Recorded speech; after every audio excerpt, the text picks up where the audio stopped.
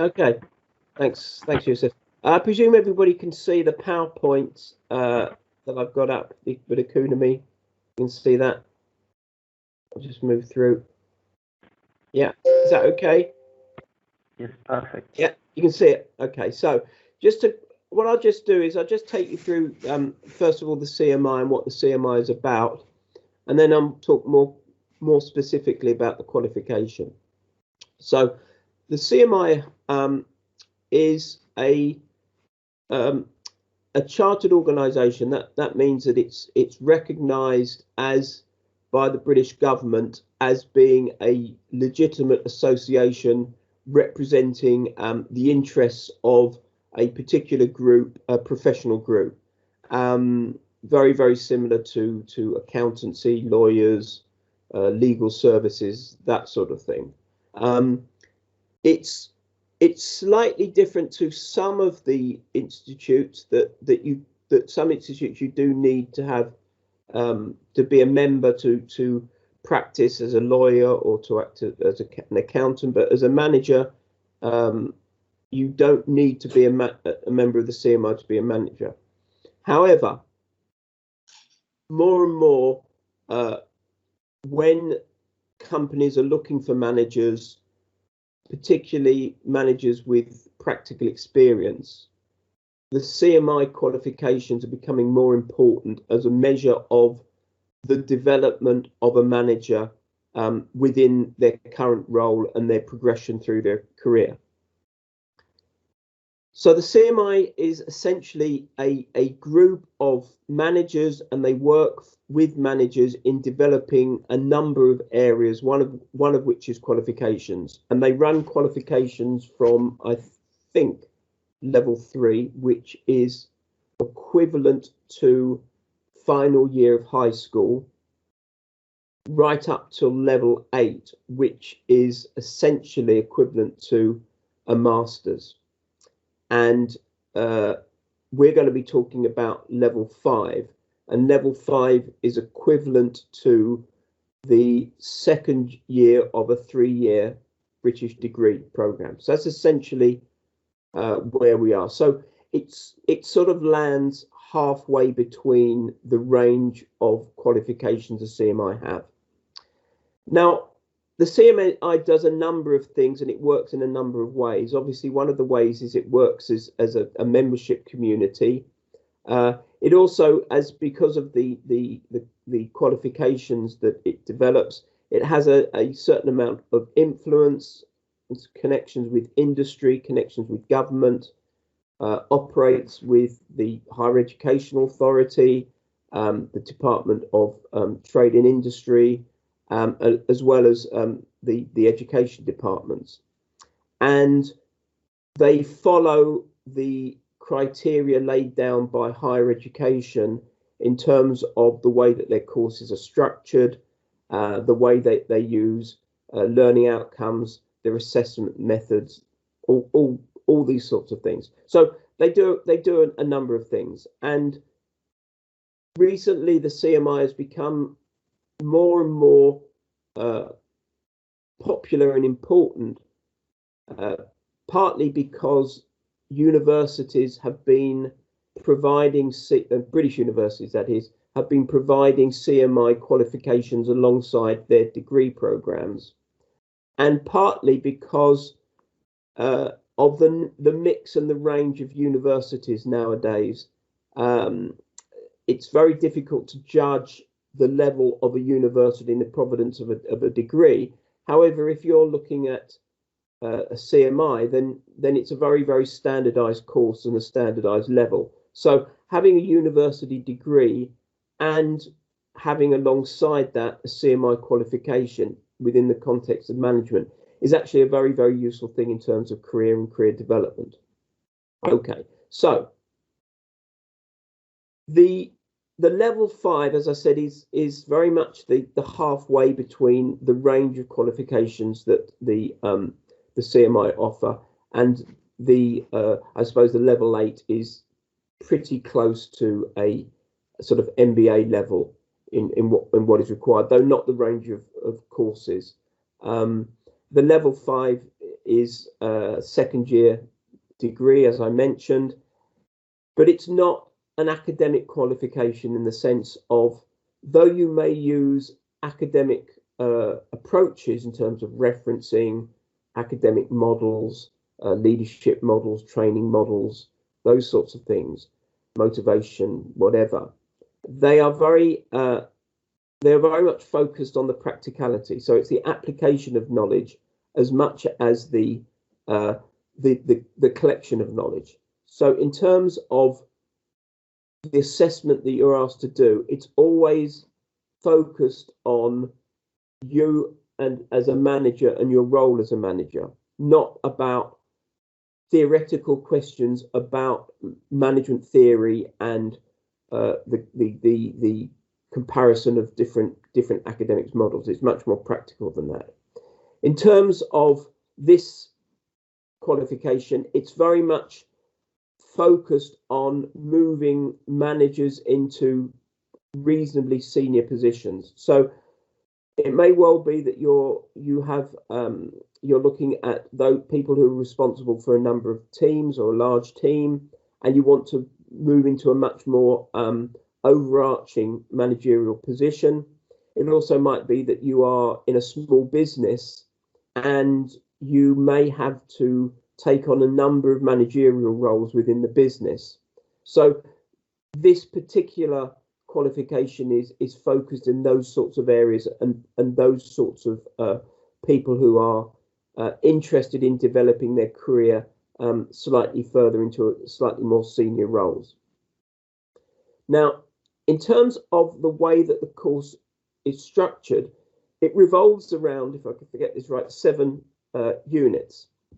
And in total, the units are essentially 370 hours, which is a year. It will take you pretty much a year, anything between 10 and 12 months to complete. Each unit is approximately 10 weeks of work. You can do it quicker than that, but it's not advised. It's not something that you can rush through. You need to go through the material, and when you're working on the assignment, you have to have a reasonably good understanding of the content.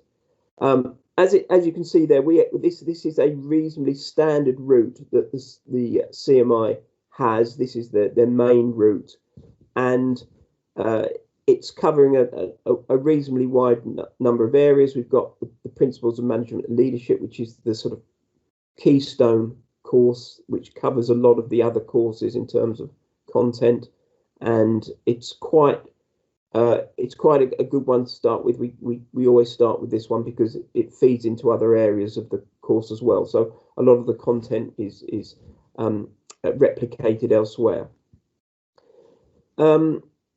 Pretty standard stuff: stakeholder management, managing teams, motivation, project management, managing change, operational plans, and then managing finance. Managing finance, don't get too worried about that. It is essentially focused on, and this is not my area of expertise, but it's mainly focused on balance sheets, budgeting, and profit and loss, and basically how you construct the very, very basic financial information that managers use. Okay, so that is the way that the course is designed. As I said, it's about a year's worth. We work through the modules 2 at a time, and therefore we're looking at around about 3 months. So you start off with 2, the first 2 to start off with, then you get another 2, and then you're given a final 3, because the operational one is a slightly more sort of projecty type of module rather than sort of content-driven one. In terms of the assessment is part 1 piece of written work, and it's in the form of a report, normally in a report. The purpose of the structure of how the Chartered Institute work, as with most practical-based qualifications, is there are a number of learning outcomes. Normally, there are three that are subdivided into 3 or 4 subsections, which are known as assessment criteria.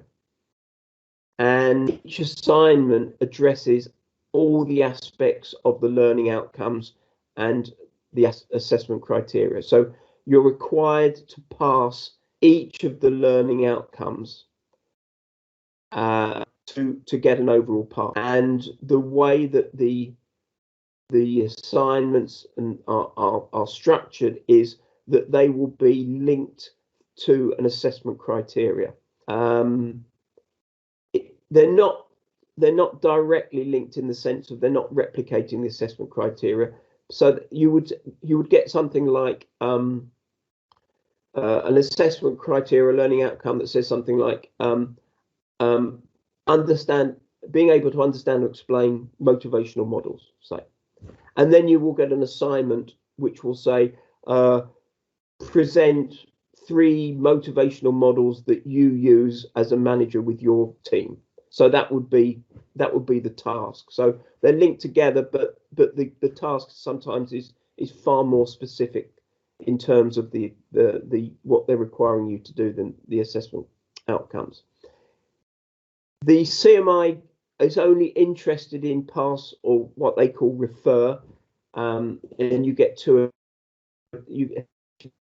attempts, though it's very rare after you essentially have a draft, and then once you've done the draft, you will get feedback on the assignment, and then you will sort of liaise with your tutor to make sure that it's polished to an extent where it's going to pass, and then basically it's given a pass, or you go back and do it again. We, as a training company, give an added diploma, which is based on your performance overall, which is pass, merit, and distinction. But the CMI, you simply have a pass or refer, because it's learning outcome based. That essentially is, that's essentially how it works. So what do you get? What do we give you? The resources. Well, there is a workbook for each unit. This is produced by the CMI themselves. So that basically has all the content you need. You also have access to Management Direct, which has quite a lot of information. However, it's not archived very well. There are issues about accessing the information, and it's a bit of a labyrinth, to be honest with you. So what we've done in the learning environment is that we have, excuse me, I just need to, I forgot something. Computer. What we do is we've created a learning environment that links the workbook with a number of visual aids, essentially videos that we've identified the content. So rather than having just to read through the workbook, which is very dry and it's not particularly interesting, what we've done in the learning environment is to replicate a lot of what's in the workbook and intersperse that with the activities that are in the workbook, but also with videos representing some of the content. Some of it is, just very short videos that we found, somebody explaining what, I don't know, Porter's 5 forces are, or what a SWOT analysis is.